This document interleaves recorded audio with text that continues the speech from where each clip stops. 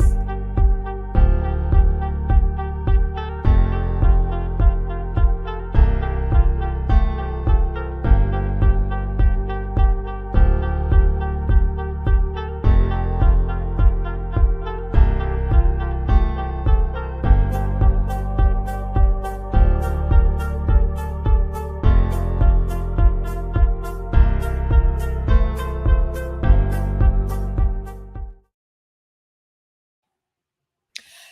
Hello, everyone. I want to welcome you here today and also to introduce you to Tara.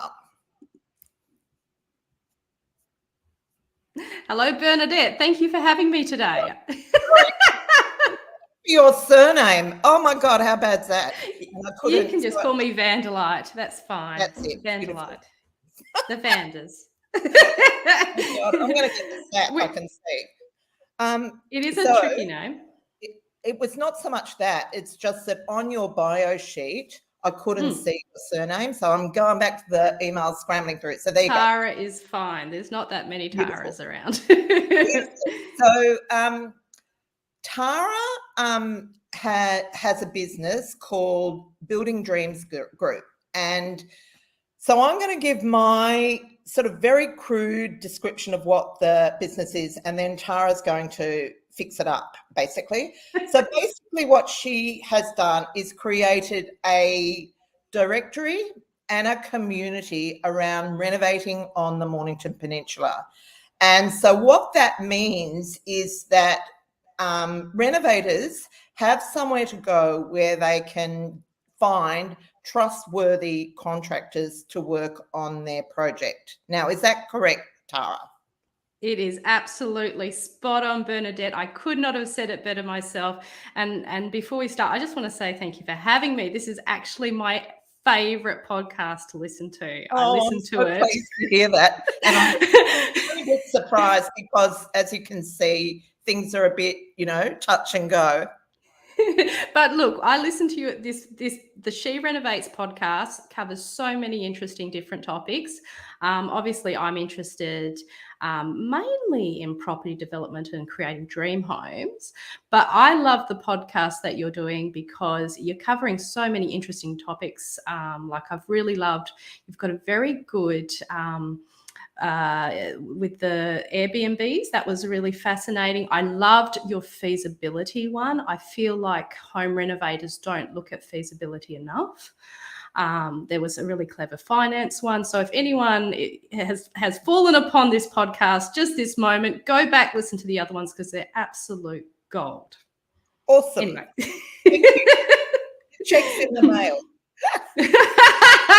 Well, I have to thank her for it because I enjoy it. It's one of my favorite things to listen to as I work. So look, our community down here on the Mornington Peninsula is basically we're a community of homeowners who want to create beautiful homes. And for one reason or another, we've come across stumbling blocks and needed some help from other locals to get our projects off the ground. I'm a mum and dad renovator, is the best that I can describe myself. We've moved around a fair bit and we've done some quite big projects down here.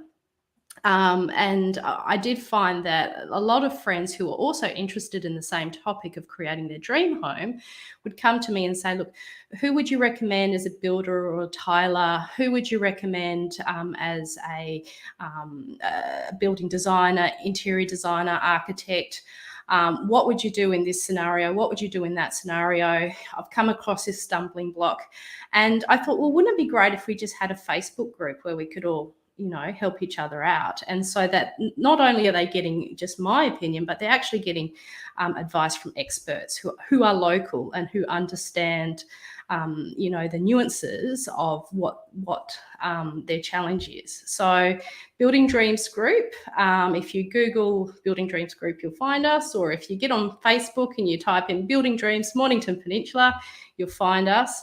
And there's so many different really interesting locals in there. It started as a mums renovating group, but very quickly we had a lot of just local industry experts who wanted to be part of it. So we've got, I like to call them rockstar landscapers, rockstar builders, rockstar designers. We've got, everyone's in there, and they're sharing knowledge, and we all come away with better projects as a result. Awesome. Now, one of the main reasons I've got you on here is because I love the business model. And you know that, like, I've been working with Matt and Liz Rard for a couple of years, and I am the owner of quite a few websites. And and they're often talking about this model, and it's something that I've really sort of shied away from. But I love the way that you have executed. And so before we get into that, we are going to be talking about some tips and tricks around engaging and managing trades. But before we get into that, I just did want to ask you a few questions about this. So Yes. One of the things that you say on the website is that you curate the business listings. What does that mean? Absolutely. So the way we work is we use the power of community to create a really great quality service, in that our trade directory has some of the best local tradespeople on the peninsula in it. So the way we curate that trade directory is we use the feedback from the general community and other industry people in the community to let us know if their experience with that particular person has been, or business has been, good or bad. And it's sort of, it's a labour of love, and we're always tailoring it and fixing it and making it better. But that constant feedback from community keeps this list a really useful one.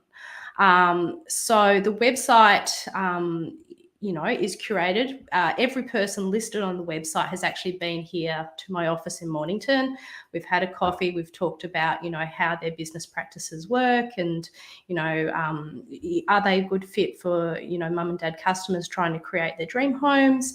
And when they first join, one of the ways that we do sort of seed out quality a little bit is we do a bit of a blast, so that when a new business joins, everyone in our 8,000 strong community knows about it.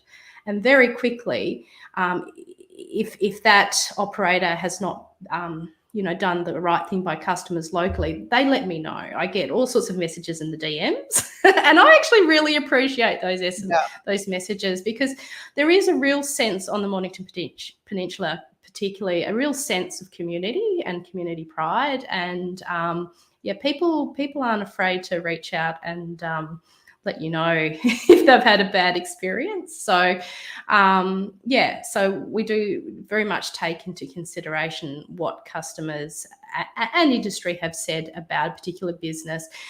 It is a bit interesting in that building can be quite a competitive business sometimes, and I'm very careful when it's let's say a competitive business saying negative things about their competition. That I sort of put to one space. But when mum and dad customers from completely unrelated areas say something that's very similar to the other, and it happens more than once, twice, 3 times, that there's some truth to that feedback. Yeah. It's that I was wondering about that, because what's that saying, if you're not sure whether it's a donkey or a horse, and one person tells you it's a horse, you and the third person you get a saddle or something like that. And I think that's right, because sometimes you can have a bad experience with someone, and it can just be like unfortunate circumstances, clash of personalities and whatever. And I think it's probably pretty tough to judge someone on that. But if there's a pattern, then that's a different scenario. I look for a pattern. Yeah. We're lucky with 8,000 members. Our members are very active on Facebook. They hit me up in the DMs, and I'm part of the local community. So they see me at the, the school pickup and the sporting, the soccer and the basketball club, and they let me know. It's a small world down here. Yeah. And so you would need to be careful about the risk of defamation. Do you have Well, yeah, absolutely. We don't allow slander inside our community. yeah, If there is negative feedback, I do very much appreciate people coming directly to myself with that. yeah, Because, yeah, there is Facebook groups are a bit of a weird place when it comes to legislation at the moment. So, yeah, we don't allow slanderous comments in our community, no. yeah, But we love the feedback privately. Absolutely. yeah, absolutely. Mm. So hi, Ali. Ali's on, and she says, "Do you cap the number of trades you have in each category, like plumbers, or Yeah. do you have a limit to the number that you have?" Absolutely. Like we have an 8,000 strong community base. And as far as like, we don't want 100 plumbers to join because Yeah, there's not enough work for 100 plumbers, but there's definitely enough work for 15 or 10. So yeah, we look at the consumer trends. We look at what people in our community are asking for. Like right now, let me say, tilers, if there's a tiler out there that wants some beautiful work with some really amazing people on the peninsula, reach out to me because we have work for you. Plasterers as well, we would love a couple more plasterers. But having said that, we basically want to make sure that it's a fair deal for the businesses that are listed, and also that the customers have who they want to choose from. Yeah. yeah, yeah. And I just had a little look at what the population of Mornington Peninsula is. So of the Yeah. Shire, it's 170,000. Quite a few. Quite a Yeah, few. And we've just gone through a massive building boom. So the Mornington Peninsula was once a sleepy sort of holiday area in Victoria. And then we had the introduction of the new Peninsula Link, which made the commute from Melbourne CBD to the Peninsula much shorter. And people, especially during COVID, are starting to realise that this is an actually awesome place to live full time.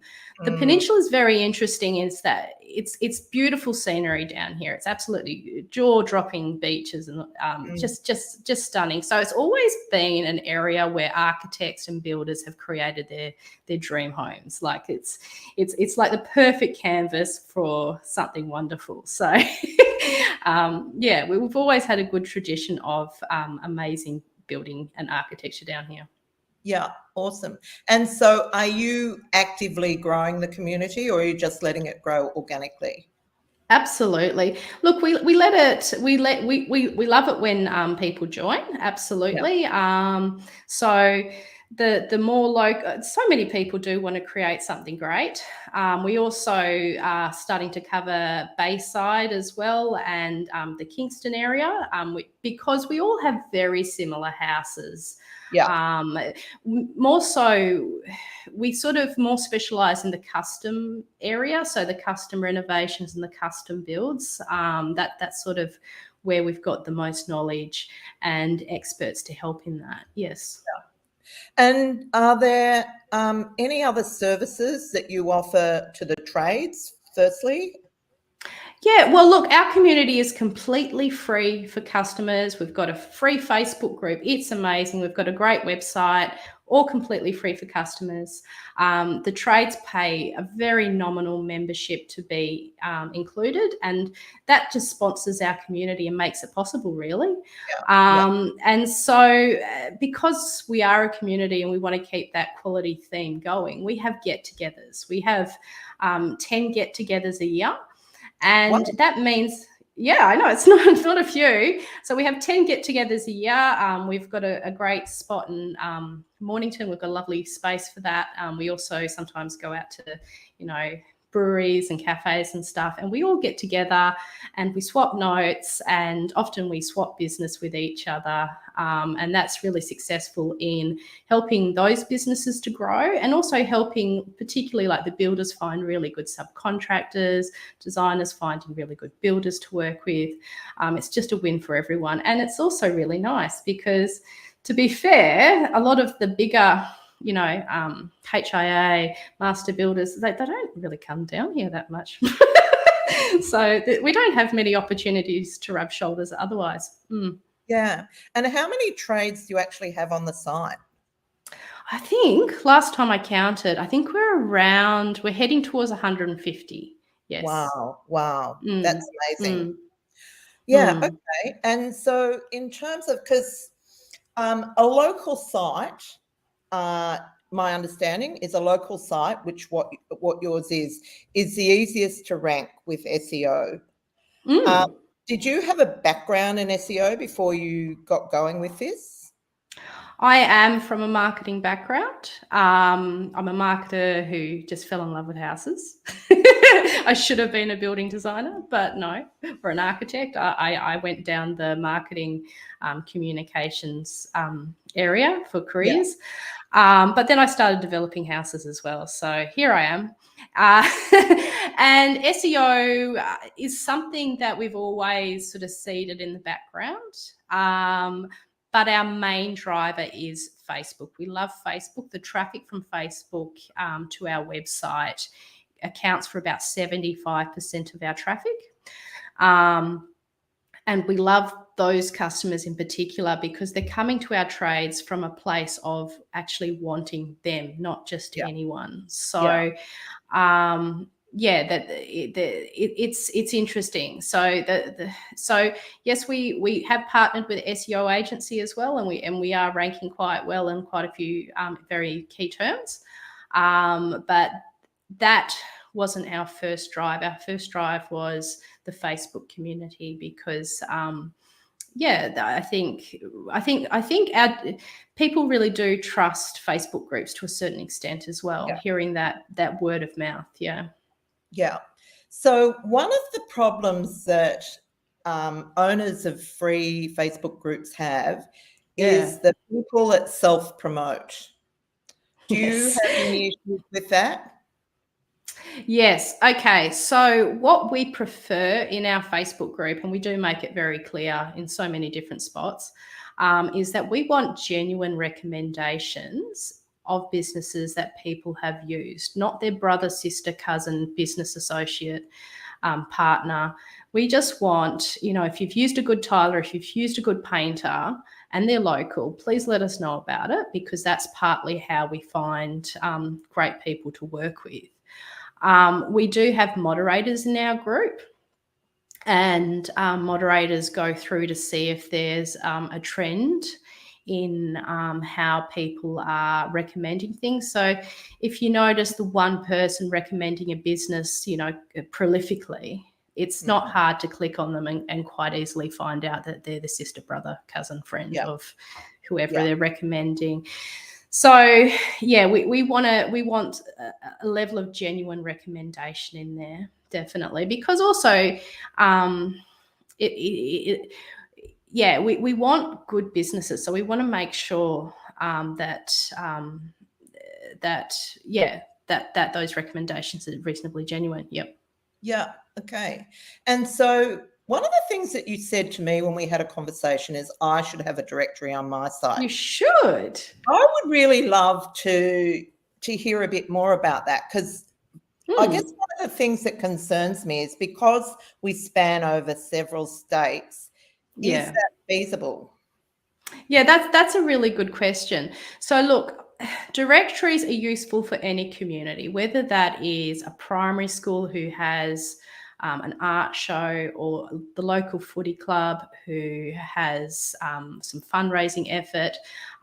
We do like to use businesses that have, sponsored our thing that we Yeah, are into. If we're part of a community, we want to use other people from that community because there's a level of safety there. There's a level of tit for tat, look after each other sort of thing.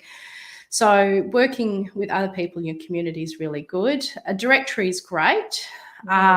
It's just helpful because even myself, when people are always coming to me and asking for these people, I can just shoot them there. So someone like you, Bernadette, I am so sure everyone wants to use Bernadette's, person we want to use. So yeah, yeah, just from a administration point of view, She Renovates, having a directory would make a lot of sense. I think services, because your podcast is national, yeah. businesses that are national would definitely Better. be the most interested sponsors. Yeah. So, yeah, I think She Renovates has quite a good opportunity in that way, where that there are some very large multinational businesses who would like that broad connection. But I think also, specialist services that aren't geographically dependent. Like I did notice, you've got an amazing mortgage broker that I listened to on your finance podcast. Now she can do a mortgage from anywhere, so she's the perfect sponsor. Yeah, so I think anyone who's a sponsor should be in a directory. Yeah, awesome. Okay, well, I'm going to move on that.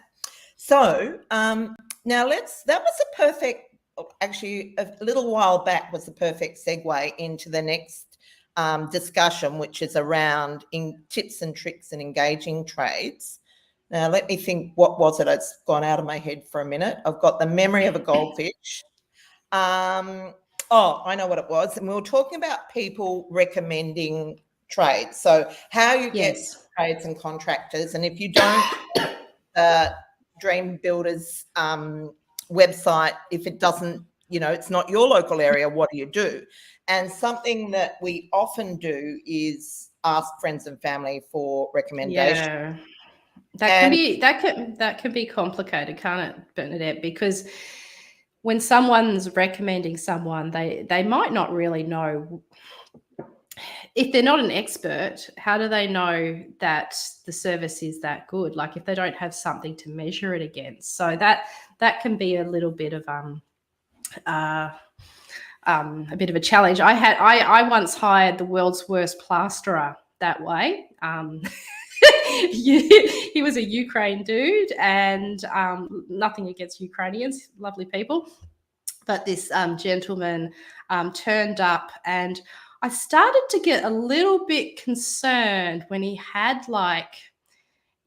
something like 20 tubes of No More Gaps with him. Oh. And I was for a plasterer, and I was like, oh God, this does not look good. So so using trades it's purely based on what a friend has recommended, I wouldn't do. Due diligence is incredibly important. Now, as far as due diligence is concerned, you want to know that person's licensed. And you also want to see previous work. So they should have some sort of, if they're a legitimate business, they should have some sort of a digital footprint. They should have some photos of their work. They should have maybe an Instagram account. Not all small businesses can afford a website, but they should have an Instagram account where you can see some of their previous stuff, and it's reasonably current. And if you get a weird feeling that maybe that's stock photography, it probably is. Isn't that there's that yet? But that's a new one. Yeah, look, people can tell stock photography, even though if your instinct that it doesn't add up, then it doesn't add up. But look, some things to look out for is a digital footprint for sure. Google reviews are quite good to go by. Google reviews are quite reliable because people have to use their personal Google profile to leave a Google review. So they're quite trustworthy. Do you have reviews on your site for your trades? We encourage our trades to collect Google reviews instead because it helps their own SEO. So, and I feel that all these platforms out there's many platforms that are directories. They do encourage reviews on their platform, but that's purely to keep that business locked into that platform. I think Google reviews are a much fairer, reasonable way to go. And I think customers trust them more. Yeah, absolutely. So something I wanted to say about taking recommendations is like sometimes people recommend people that they like. And not, and that's a natural thing. You want to work with people you like, but they may not necessarily be the right person for you. And also, some people don't have a clue what to expect from a trade person. And if your business is a business, you need someone that can get in and out quickly, efficiently, and cost effectively. Not necessarily cheap, but cost effectively. And that's sort of the difference. So I'm completely on board. We do due diligence too. And I always say to our women that the bit of time that it takes to do it really sets you up for a lifetime of working together. So while it's a pain in the bum, once you've got someone that's really good, you can use them over and over again. And absolutely, yeah. And when sorry. I couldn't agree more. That's fantastic. I had a builder friend who gave that advice once. He said, look, you know, if someone's doing the right thing by you, stick with them until they do the wrong thing. Exactly. And something I do find is certainly cost-wise, sometimes they become a bit complacent about you. And so every now and again, I will always get some other check quotes just to make sure that that's not happening. Like I personally like to pay fairly, but yeah. So I agree. And something interesting to note, Bernadette, is the average builder supplier or even customer supplier relationship is actually 4 years. And really? 4 years. And the reason for that is after that 4 years or during that 4 years, circumstances change for both or either party. So we're dealing with small businesses. Sometimes they might go into a new field. Sometimes their team might get a lot bigger and then your sort of work's not suitable for them anymore. Yeah. Sometimes their team might get smaller and they can't do your sort of work anymore. So, yeah, it's a dynamic relationship and ever evolving. And yes, unfortunately, you do have to add new people and sometimes that's part of the process. Yeah. Yeah. And I know that you mentioned to me that High Pages doesn't work for you guys, but I seriously live and breathe by High Pages. I must admit, sorry. High Pages is great for High Pages is an interesting beast because with High Pages, from a business point of view, the business they get thrown. How do I describe it? So a job comes up and it goes to 20 plumbers. It goes to 20, 30 plumbers, 50 plumbers, whoever else. So, you know, you've got these businesses following up on these leads. They're absolute rubbish, you know. Yeah. And yeah, look, the people in our trade directory, most of these businesses can pick and choose who they work with. They're very good at what they do. Yeah. So, and they want to work locally and they want to work on projects where people are creating a dream home and they're wanting a really good finish. So they're just not the High Pages style tradie, if that makes sense. Yeah. Yeah. Yeah.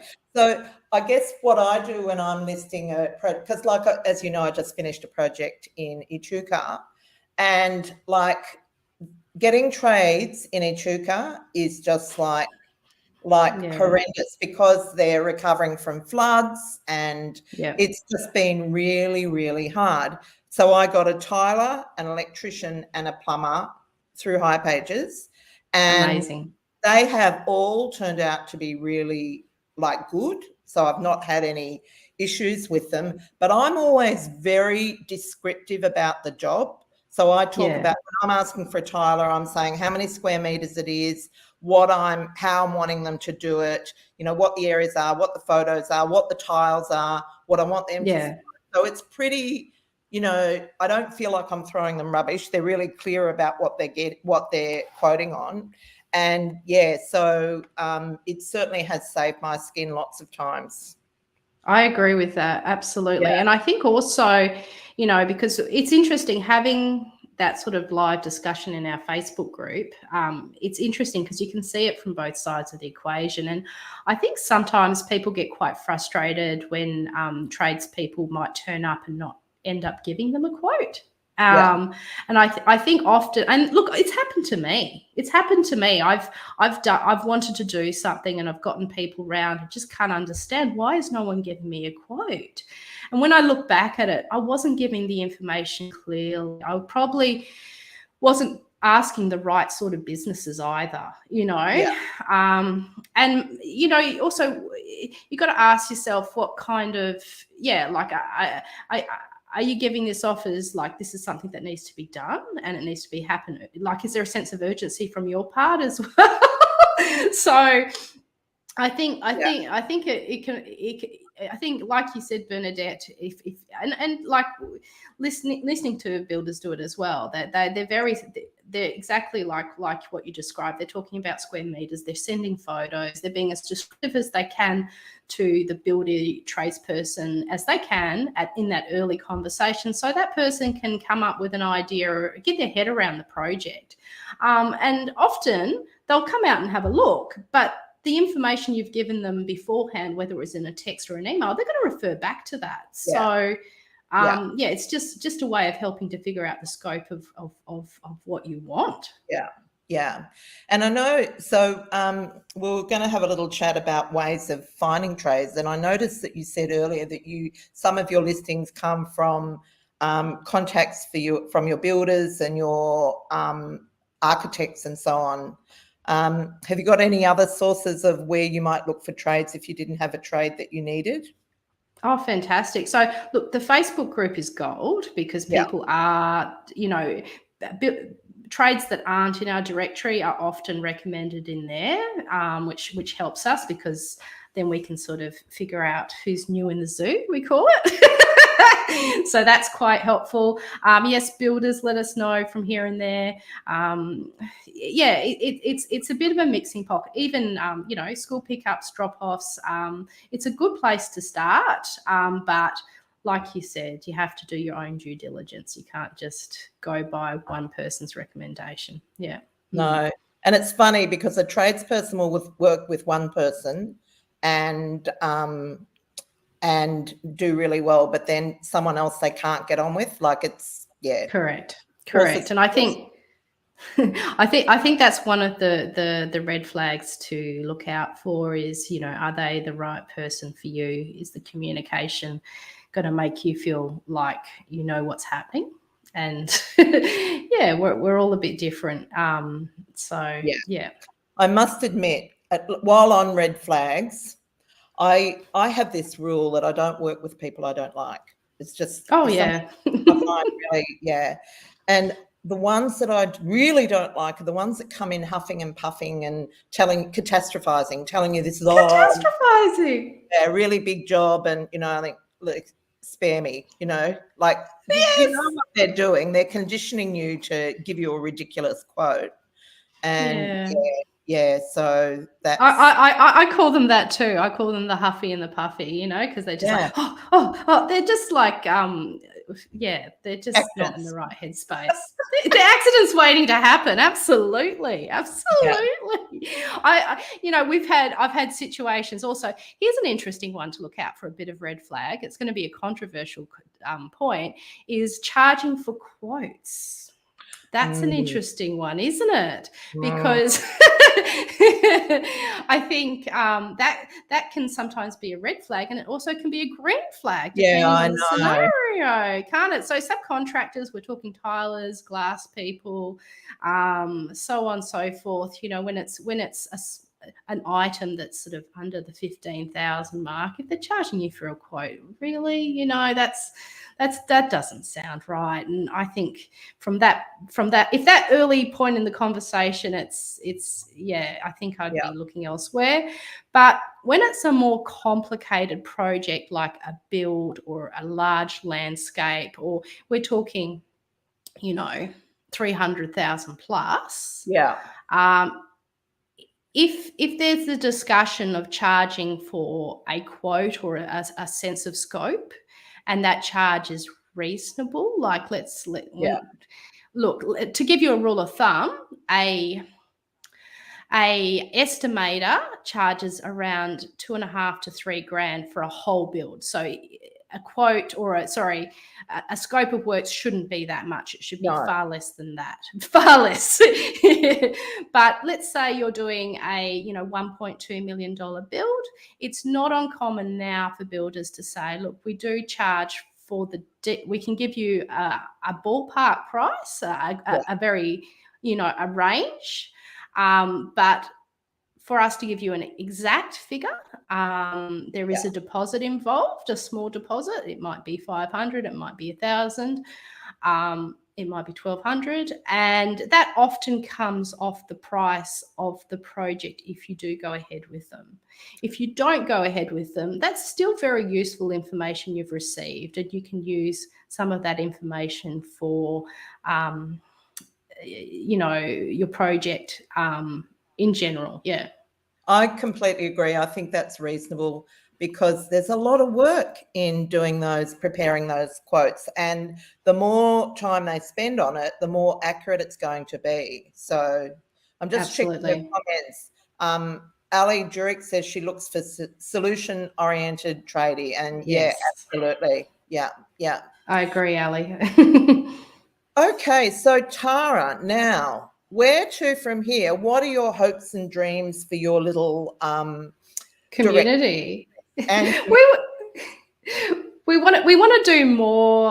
We want to be part. We want to look after Bayside, and we also want to look after Kingston down here on the morning. Down here in Melbourne. So we've got scope for that. But we do want to stay very locally based because we love to have our, networking get-togethers. I think they really help the businesses and they help customers get a better service as well. So yes, you will see me in the background finding great people making things happen. So with those get-togethers, do you have any sort of educational element to it? Do you have we do. Talk or? Yeah, we do, definitely.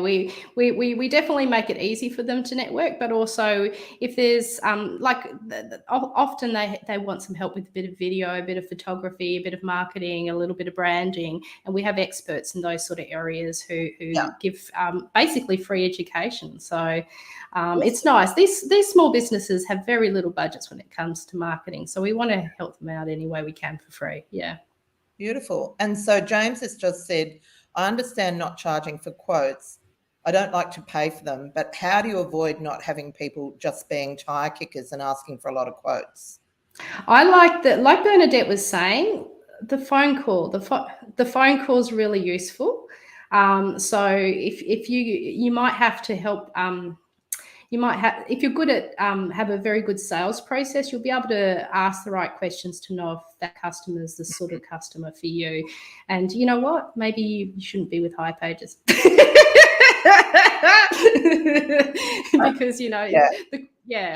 absolutely. Yep. Yeah. Awesome. Well, listen, I think we have done the topic justice, and I want to thank you for coming onto the podcast. I've enjoyed having you. I love your model, and congratulations and all the best in the future. It's such a pleasure, Bernadette. Thank you so much, and keep making your fantastic podcast. I love it. Thank you. Thanks. And you'll have an extra special guest to tune into when this goes live yourself. Yes. That would be interesting. Thank you. Thank you. That'll do us.